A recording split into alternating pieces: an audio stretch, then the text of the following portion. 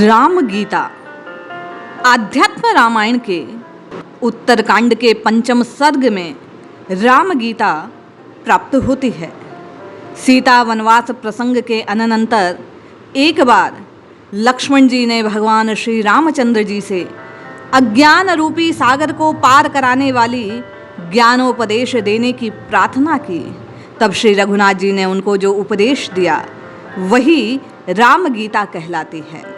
इसमें युक्ति युक्त विवेचन द्वारा आत्मज्ञान ही विशुद्ध ज्ञान बतलाकर समस्त इंद्रियों को विषयों से निवृत्त करके आत्मा अनुसंधान हेतु प्रेरित किया गया है। विवेच्य सामग्री गूढ़ वैदांतिक होते हुए भी भगवान राम की वाणी सहज तथा सार गर्भित है। महादेव जी कहते हैं, किसी दिन भगवान राम जिनके चरण कमलों की सेवा साक्षात श्री लक्ष्मी करती है, एकांत में बैठे थे।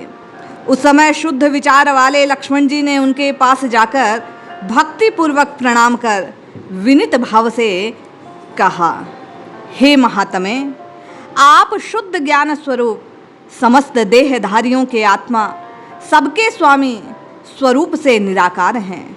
जो आपके चरण कमलों के लिए भ्रमर रूप है, उन परम भागवतों के सहवास से रसिकों को आप ज्ञान दृष्टि से दिखलाई देते हैं।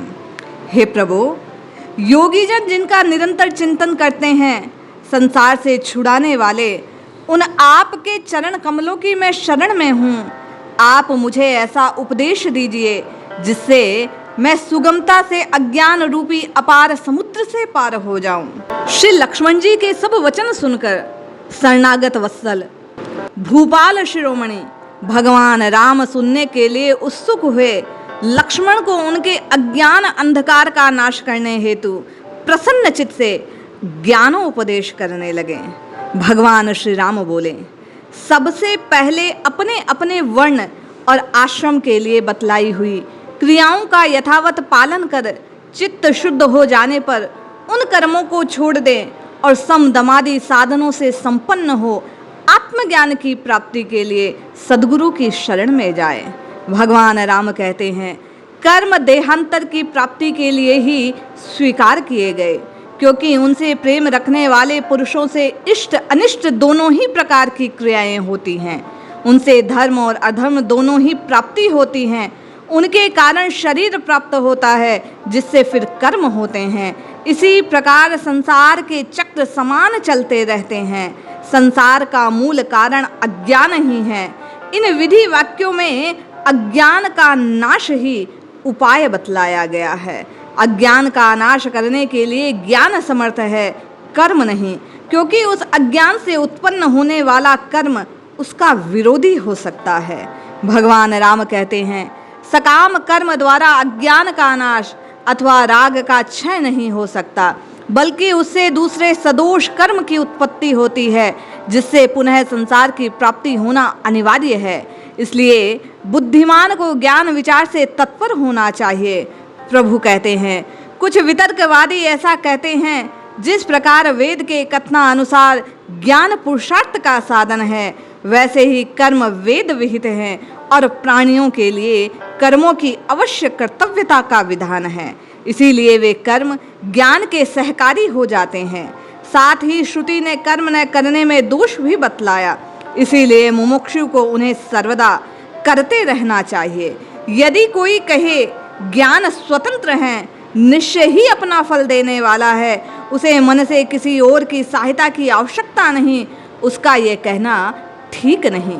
क्योंकि जिस प्रकार यज्ञ सत्य कर्म होने पर भी अन्य कारण आदि की अपेक्षा करता है, उसी प्रकार विधि से प्रकाशित कर्मों के द्वारा ही ज्ञान मुक्ति का साधन हो सकता है। प्रभु कहते हैं, सिद्धांती ऐसा तो कोई कुतर्की कहते हैं, उनके कथन से प्रत्यक्ष विरोध होने के कारण वह ठीक नहीं, क्योंकि कर्म देहा अभिमान से होता है और ज्ञान अहंकार के नाश होने पर सिद्ध होता है। प्रभु कहते हैं, वेदांत वाक्यों का विचार करते करते विशुद्ध विज्ञान के प्रकाश से यह बात चरम आत्मविति होती है, उसी को आत्मज्ञान कहते हैं।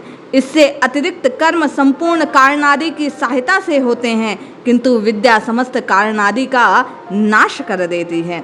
इसीलिए समस्त इंद्रियों के विषयों से निवृत्त होकर निरंतर आत्मा अनुसंधान में लगा हुआ बुद्धिमान पुरुष संपूर्ण कर्मों का सर्वथा त्याग कर दे, क्योंकि विद्या का विरोधी होने के कारण कर्म का उसके साथ समुच्चय नहीं हो सकता। प्रभु कहते हैं, जब तक माया से मोहित रहने के कारण मनुष्य का शरीर आदि में आत्मभाव है, तभी तक उसे वैदिक कर्मानुष्ठान कर्तव्य हैं। नैति नैति आदि वाक्यों से संपूर्ण अनात्म वस्तुओं का निषेध करके अपने परमात्म स्वरूप को जान लेने पर फिर उसे समस्त कर्मों को छोड़ देना चाहिए। प्रभु कहते हैं, जिस समय परमात्मा और जीवात्मा के भेद को दूर करने वाला प्रकाशमय विज्ञान अंतःकरण से स्पष्टतया भाषित होने लगता है, उसी समय आत्मा के लिए संसार प्राप्ति का कारण माया अनायास ही कारण आदि से सहित लीन हो जाता है। प्रभु कहते हैं, श्रुति प्रमाण से उसके नष्ट किए जाने पर फिर वह अपना कार्य करने में समर्थ भी किस प्रकार हो सकेगी, क्योंकि परमार्थ तत्व एकमात्र ज्ञान स्वरूप निर्मल और अद्वितीय है। अतः बोध हो जाने पर फिर अविद्या उत्पन्न नहीं होगी। जब एक बार नष्ट हो जाने पर अविद्या का फिर जन्म नहीं होता, तो बोधवान को मैं इस कर्म का करता हूँ ऐसी बुद्धि कैसे हो सकती है।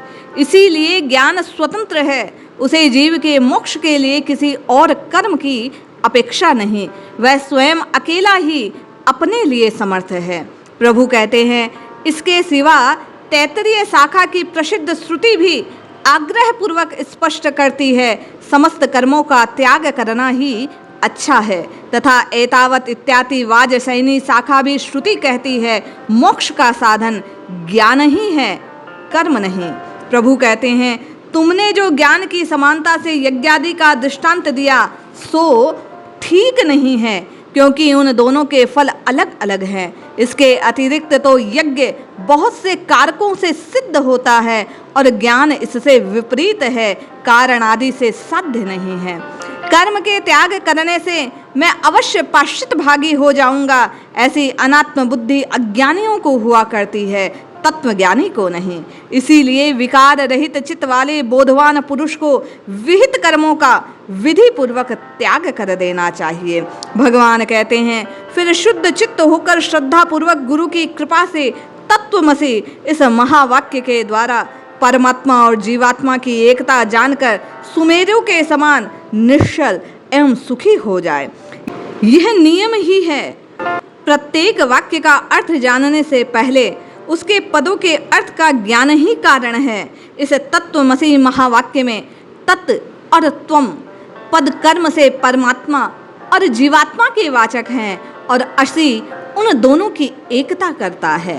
इन दोनों अर्थात जीवात्मा और परमात्मा में जीवात्मा प्रत्येक अंतःकरण का साक्षी है और परमात्मा परोक्ष अर्थात इंद्रियातीत है। इस वाच्यार्थ रूप विरोध को छोड़कर लक्षणा की वृत्ति से लक्षित उसकी शुद्ध चेतना को ग्रहण कर उसे ही अपना आत्मा जाने और इस प्रकार एक ही भाव से स्थित हो।